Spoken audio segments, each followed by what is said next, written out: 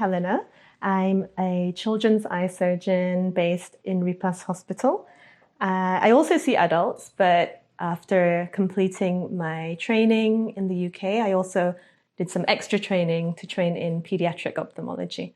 So although I see both, I also see children because children's eye health is one thing that I'm very, very passionate about.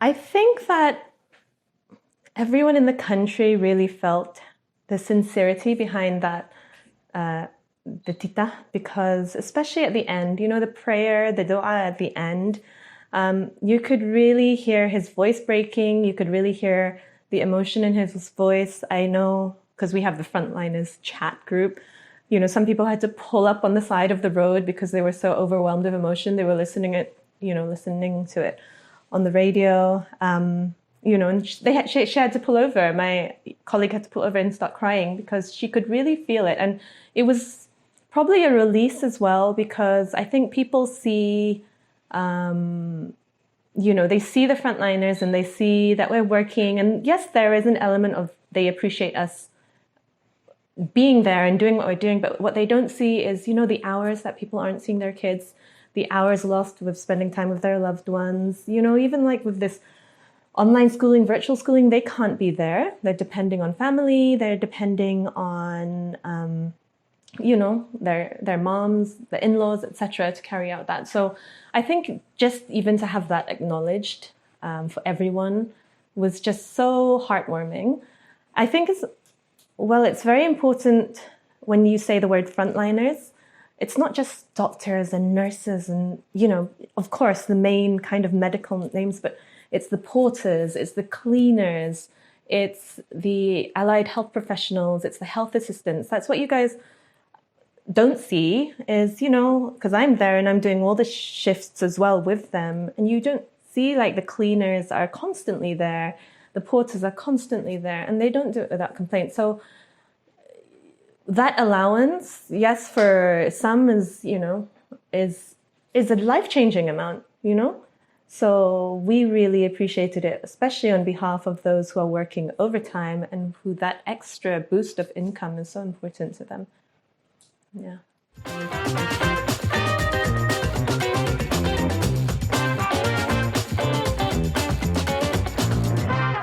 So I've been out, you know, just because you can go out. I mean, that's I get a lot of messages, you know, through Instagram or social media saying, can I go out? And I said, you know, there's nothing stopping you from going out to get your essential items like groceries, but try and just do it just you on your own.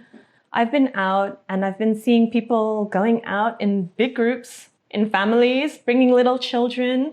And this was what I noticed, especially after they announced the first day of 0 cases. It's almost like when someone said, oh, 0 cases, it's over now, we can go out. But that's not real, you know? Look at, Brunei has always been in a little bubble. We're only 450,000-ish people. So it's easy to feel that we are quite separate. But if you look around the world, as long as the world is going around, you know, is being affected by COVID, we are still at risk of being affected by COVID. So what I would like to emphasize on behalf of the ministry is please, please, please stay at home. Please obey the social distancing. You can go for your hike. We encourage people to go for exercise, 30 minutes for children, 60 minutes for adults per day. But if you're going out, obey social distancing. Don't go out in big groups. Don't feel that, you know, I mean, you can hike. Obviously, you need someone with you when you're hiking for safety purposes. But like the minister said, you know, this is not a holiday. Not a holiday, yeah? I know you're at home. I know you're bored. But you know what? You know what's really more difficult than that is like, think of people out there who could potentially be affected, especially with COVID. We don't know much about it. You could have asymptomatic people walking around who don't even know that they have it. So the social distancing is so important, especially in the context of the fact now that we're getting reactivation cases. It's not over yet, you know. I think we have to look at other countries as well. I think, for example, like our neighboring countries, Singapore, who are seeing their second, third wave, which is much worse than the first one, you know. So let's not get comfortable. It's really, really, really, really important for people not to put their guard down. Yeah.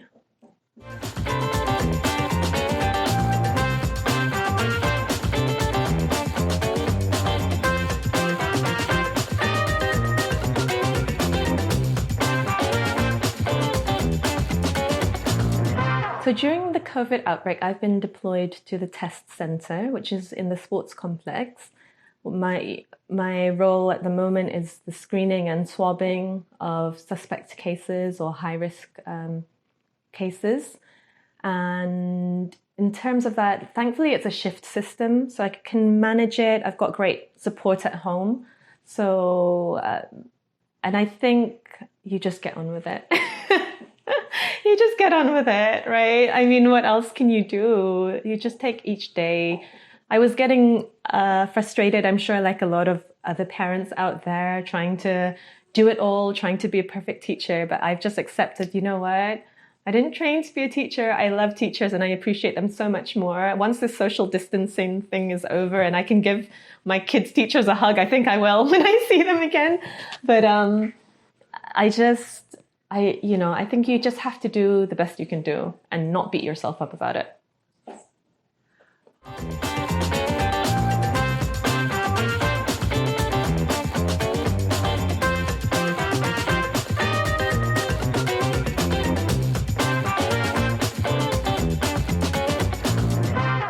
Oh, I think that's a really difficult question. There's so many things I've done which have been really rewarding. I feel very fortunate that my job doesn't feel like a job. I genuinely love what I do. I genuinely love my patients. So this little girl here, she'd just come out of surgery. And through my lessons, I learned like a local nursery rhyme. And she was very scared. Children, when they come out of general anesthetic, they're very disorientated, a little bit, they need calming down. And her father was with her, but obviously they're on a plane and bright lights. And so I knew the nursery rhyme. So I started singing it to her. And then I was like humming it to her, and then her father joined along, and it was really sweet because then she fell asleep in my arms. And this photo is taken by one of the photographers on the plane because he just caught that moment. But yeah, I mean, it's those little moments. So I think earlier you asked me, what is my most fulfilling or what is my most significant? I can't really pinpoint anything. I feel that that anything that is significant, when it all builds up, it just becomes one big significant thing. So yeah, but yeah, this was my highlighted moments, which is why I have it in the office. Yep. Yeah.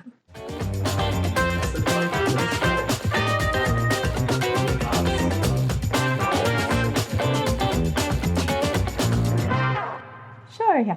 So I think the whole concept of charity and giving back and volunteer work is not something that I had to learn. I've been very, very fortunate to have been brought up by people where it was something that was so ingrained in them. Like my grandfather, for example, that was one main message. I mean, sadly, he's passed away, but he was always very, very adamant that wherever I was, he said, you must always give back, whatever, some shape or form. And then my mother, she's very heavily involved in Pusat Ehsan, and this is even in the days that it was PAPDA. I mean, PAPDA still exists, but then it's evolved now. So when we were growing up, we would, go to the center with her. We'd go to the events. So it's not really a foreign concept. It's just something probably within my DNA or growing up, So that's it.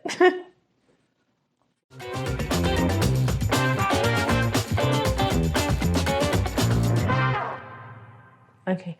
So I think it's important for the public to know that there is His Majesty's government is very adamant that everyone in the country gets access to good quality healthcare.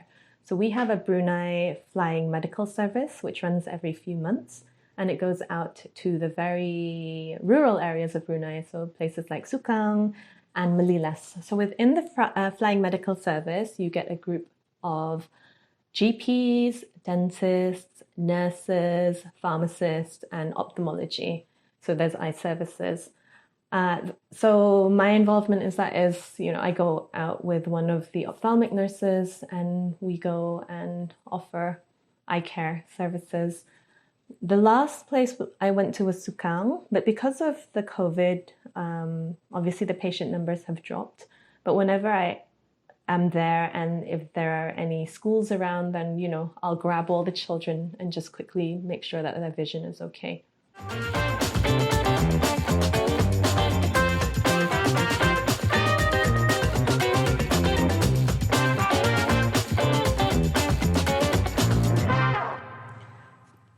I'm involved with an international nonprofit, which is based in New York, called Orbis International. And they have a flying eye hospital. And it goes out to developing countries all around the world. And, they offer surgeries, their expertise. They have volunteers from everywhere. So my trip to Lusaka was meant to be being involved in a simulation training program there for squint surgery, something which I'm really passionate about because children, I don't know, a lot of people don't know this, but children, they have a window of visual development. It's very important to catch them within that window. But some people, don't know how to do the surgeries just because of limited access to resources and training. So that was my purpose for going there. I did a similar trip with Orbis last year, and that was in Chile, in Santiago, Chile, and that was very similar. It was on board the plane. And the year before that, I was involved in a pediatric ophthalmology project in Mongolia, in Ulaanbaatar. So yeah, it is disappointing that it's been put on hold, but obviously the whole world is on hold at the moment. And I hope to get out there with a similar project. Sight-saving organizations are something I'm very, very passionate about. Obviously, saving vision, or something people need to be aware of is that reversible blindness, so cases of visual impairment that can be treated, it's about 75 to 80% in the whole world. It's just people who don't have the access to those resources, and I find that very unfair.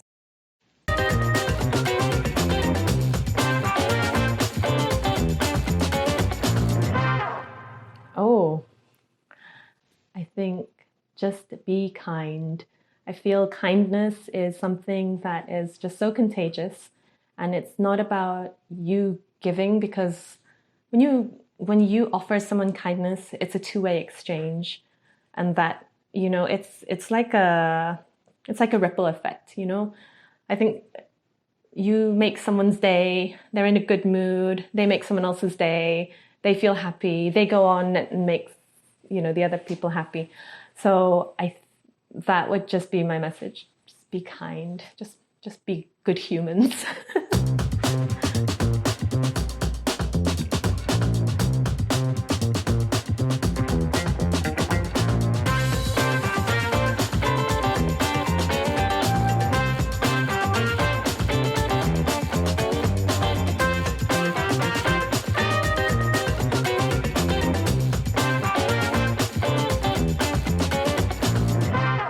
Oh, nominate. Okay, firstly, I would like to nominate Natalie Gower Barnes from the British High Commission of Brunei, because she has an amazing story, which I think a lot of young people need to hear. It's about how she got to where she was, and it wasn't the conventional route of education. So I think that's a really good story, which is important. And secondly, I would like to nominate, let me think. the Jurdong International School Design and Technology team, Claire Gillam. She's notoriously camera shy. However, I think it's really important that people hear how, even in times of COVID, how people are giving back in their own way.